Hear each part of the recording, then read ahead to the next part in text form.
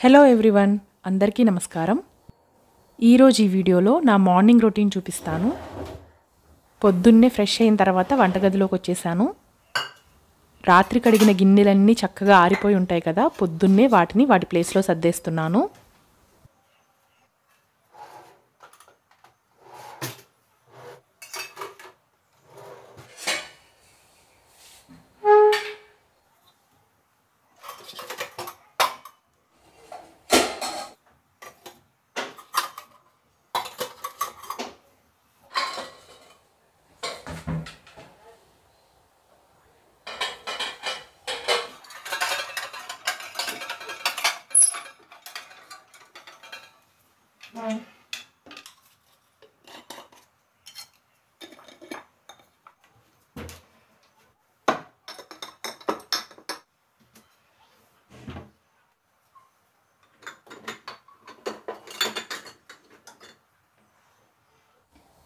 బ్రేక్ఫాస్ట్లోకి రాగి పిండి, బియ్యపిండి కలిపి దోశలాగా చేస్తున్నాను.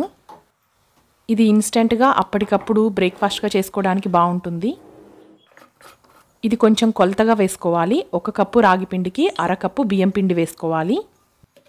అదే మీరు 2 కప్పుల రాగి పిండి తీసుకుంటే 1 కప్పు బియ్యం పిండి వేసుకుంటే సరిపోతుంది. దీనిలోకి 2 గరిటెల పెరుగు వేస్తున్నాను.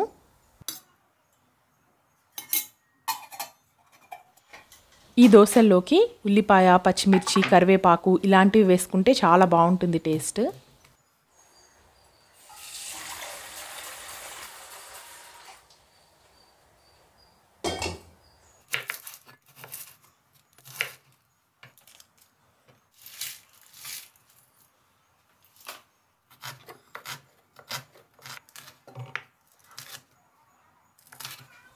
ఉల్లిపాయ, పచ్చిమిర్చి సన్నగా కట్ చేసుకుని దోసపిండిలోకి వేసుకుంటున్నాను.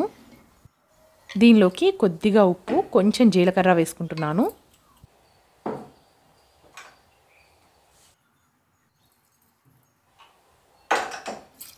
కొద్దిగా నీళ్లు పోసి కలిపేసి ఒక పక్కన పెట్టుకుంటున్నాను. ఇది కనీసం 1 గంట సేపు నానితే దోశలు బాగా వస్తాయి.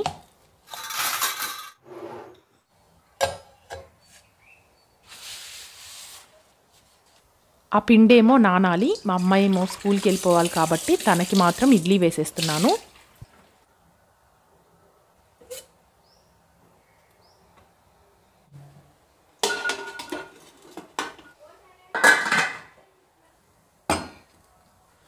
నేను ఇండస్ వ్యాలీలో ఈ కుక్కర్ ఒకటి తీసుకున్నాను. ఇది 2 లీటర్ కెపాసిటీ. ఇండస్ వ్యాలీలో స్టీల్ క్వాలిటీ చాలా బాగుంటుంది. నా దగ్గర ఉన్న అల్యూమినియం కుక్కర్స్ అన్నిటిని ఒక్కొక్కటిగా స్టీల్లోకి మారుస్తున్నాను. నా దగ్గర ఉన్న ప్రెషర్ కుక్కర్స్లో ఇది అన్నిటికంటే చిన్న సైజు. దీనిలో ఒక 1/2 కిలో కూరగాయలు అంటే ఇలా చామదుంపలు కానీ, బంగాళదుంపలు కానీ ఇలాంటివి బాయిల్ చేసుకోవచ్చు. అలాగే ఒక 4 ఫ్యామిలీలో పప్పు ఉడికించుకోవడానికి ఇది కరెక్ట్గా సరిపోతుంది. చక్కగా పప్పు పైకి పొంగకుండా ఉడికిపోతుంది. దీనికి సంబంధించిన లింక్స్ కింద డిస్క్రిప్షన్లో ఇస్తాను, కావాల్సిన వాళ్ళు చెక్ చేయండి. నేను ఇక్కడ మా పాపకి రైస్ కడిగి పెడుతున్నాను లంచ్ బాక్స్లోకి.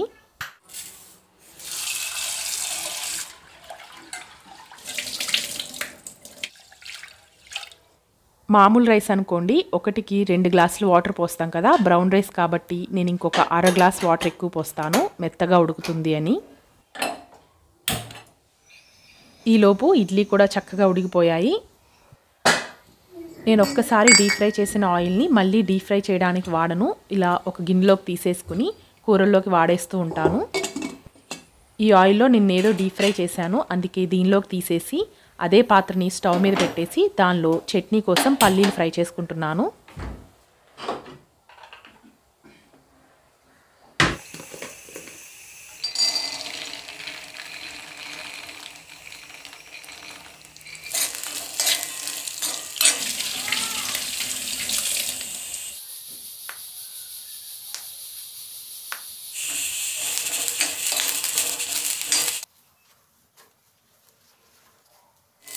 వేరుశనగలు చక్కగా వేగిపోయాయి. ఇప్పుడు స్టవ్ ఆఫ్ చేసుకుని ఇది చల్లారేలోపు మా పాప యూనిఫామ్ ఐరన్ చేసేస్తాను. బట్టలు నేను ఇంట్లో వాళ్ళందరివి ఇంట్లోనే ఐరన్ చేస్తాను. నార్మల్గా ఐరన్ చేసేటప్పుడు చక్కగా ఒక సెటప్ అంతా పెట్టుకుంటాను. టేబుల్ వేసుకుని టీవీ చూస్తూ ఐరన్ చేస్తాను. కానీ మా పాప యూనిఫామ్ మాత్రం పొద్దున్నే హడావుడిలో ఉంటాం కదా, ఇది ఎప్పటికప్పుడే ఐరన్ చేస్తాను కాబట్టి ఫాస్ట్గా చేసేస్తాను. నేను మా హస్బెండ్ పొద్దున్నే బూడిద గుమ్మడికాయ జ్యూస్ తాగుతాము, అందుకే దానికోసమే జ్యూస్ చేస్తున్నాను. రోజుకొక వెజిటేబుల్ జ్యూస్ తాగుతాము, రోజు ఇదే కాదు.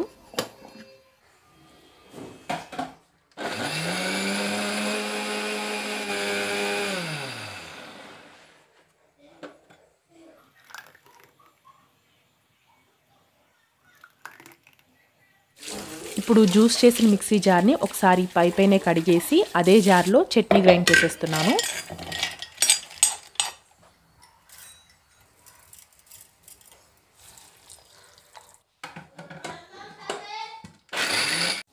మా పాపకి టిఫిన్ పెట్టేసి ఇస్తే తను తింటూ ఉంటుంది. ఈలోపు నేను లంచ్ బాక్స్ ప్యాక్ చేసేస్తాను. తనకి లంచ్ బాక్స్లోకి పొటాటో ఫ్రై చేస్తున్నాను.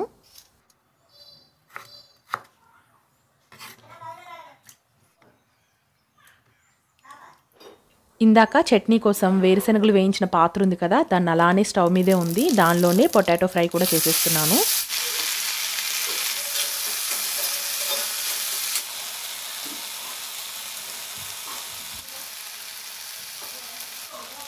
దీనిలోకి కొద్దిగా ఉప్పు, కొంచెం పసుపు, కొంచెం కారం వేసుకుని ఫ్రై చేసేస్తున్నాను.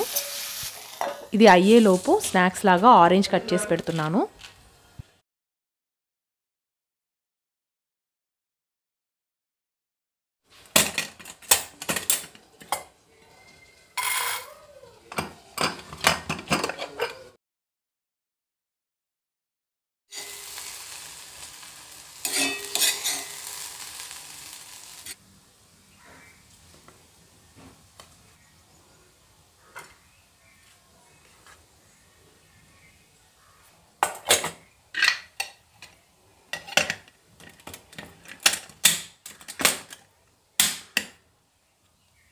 మా హస్బెండ్ మా పాపని స్కూల్కి తీసుకెళ్ళిపోతారు. ఈలోపు మా చిన్న పాపకి ఇడ్లీ పెడుతున్నాను.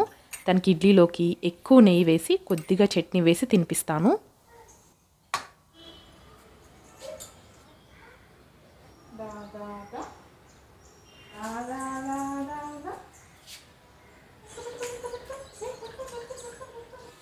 మా చిన్న పాప బ్రేక్ఫాస్ట్ అయ్యేలోపు మా హస్బెండ్ వచ్చేస్తారు. ఇప్పుడు నేను మా హస్బెండ్ దోశలు వేసుకుని తింటాము.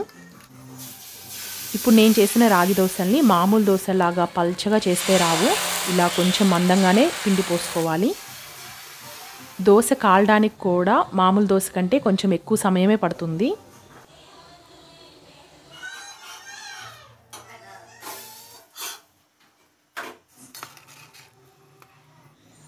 నాది కూడా బ్రేక్ఫాస్ట్ అయిపోయిన తర్వాత మా పాపకి స్నానం చేయిస్తాను. నేను పగటిపూట నలుగు పిండి పెట్టి చక్కగా స్నానం చేయిస్తాను, రాత్రిపూట నార్మల్గానే సోప్ వాడతాను.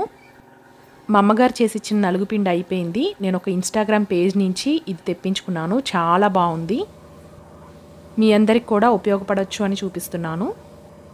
నాకు చాలా ఇష్టం నలుగు పిండి అంటే. రోజు పెట్టుకునే టైం ఉండదు, కానీ వారానికి ఒకసారి ఖచ్చితంగా నేను కూడా నలుగు పిండి పెట్టుకుని స్నానం చేస్తాను.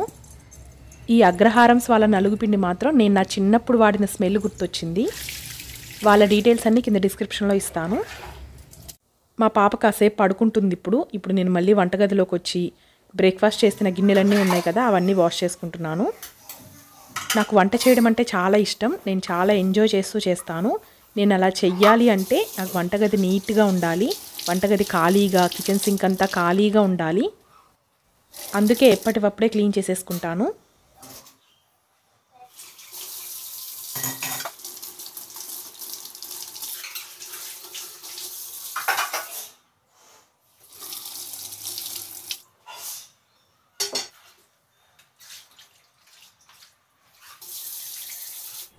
బయట బాల్కనీలో ఎప్పుడూ ఒక క్లాత్ ఇలా పాతది ఒకటి ఉంచుకుంటాను, ఎప్పటికప్పుడే ఇలాంటివన్నీ క్లీన్ చేస్తూ ఉంటాను కదా, దానికోసం. ఈరోజు లంచ్లోకి బీరకాయ కూర చేస్తున్నాను. చక్కగా బీరకాయల్ని బాగా కడిగేస్తున్నాను.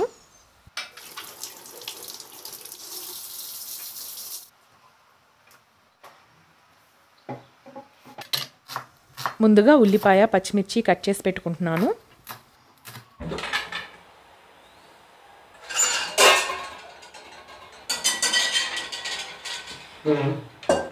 ఇప్పుడు స్టవ్ మీద ఒక ప్యాన్ పెట్టుకుని కొద్దిగా ఆయిల్ వేసుకుని ఆవాలు జీలకర్ర వేసుకుని ఒక కరివేపాకు రెబ్బ కూడా వేసేసుకుని కట్ చేసి పెట్టుకున్న ఉల్లిపాయ పచ్చిమిర్చి ముక్కల్ని వేసేసుకుని ఫ్రై చేసుకుంటున్నాను. ఇది ఒక పక్కన ఫ్రై అవుతూ ఉంటుంది. ఈలోపు బీరకాయలు కట్ చేసేసుకుంటాను.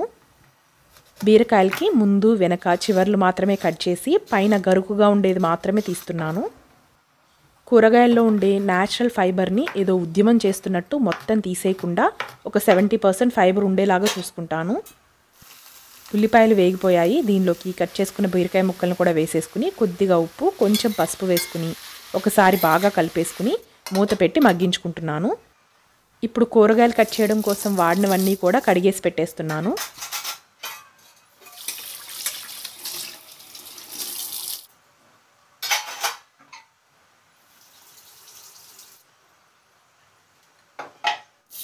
కూర అవుతూ ఉంటుంది. ఈలోపు రైస్ కూడా కడిగి పెట్టేస్తున్నాను.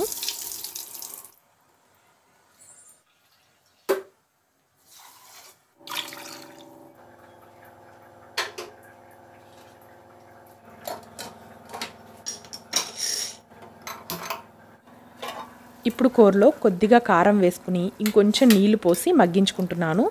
పైన పొట్టుంది కాబట్టి బీరకాయలో కొంచెం నీళ్లు పడతాయి. కూర కొంచెం దగ్గర పడేంత వరకు ఉడికించుకుంటున్నాను. పైన పీచుతో సహా చక్కగా ఉడికిపోయింది. ఇప్పుడు స్టవ్ ఆఫ్ చేసుకుంటున్నాను. మా పాప పడుకున్నప్పుడే నేను ఇంట్లో పనులన్నీ చకచకా చేసేసుకుంటాను. తను ఇంకా లేవలేదు కాబట్టి ఇప్పుడు బెడ్షీట్స్ అన్నీ చేంజ్ చేస్తున్నాను. మామూలు బెడ్షీట్స్ అయితే బెడ్షీట్స్కి ఇలా చివర్ల ముళ్ళు వేస్తాను, బెడ్షీట్ కదిలిపోకుండా ఉంటుందని. తీసిన దుప్పటితోనే ఒకసారి బెడ్ అంతా ఇలా ఒకసారి దులిపేసుకుని ఇప్పుడు కొత్త బెడ్షీట్ వేసేస్తాను.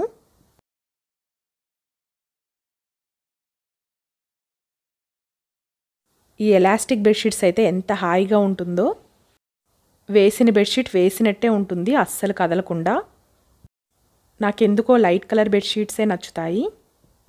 అందుకే వారానికి ఒకసారి బెడ్షీట్ మార్చేస్తాను.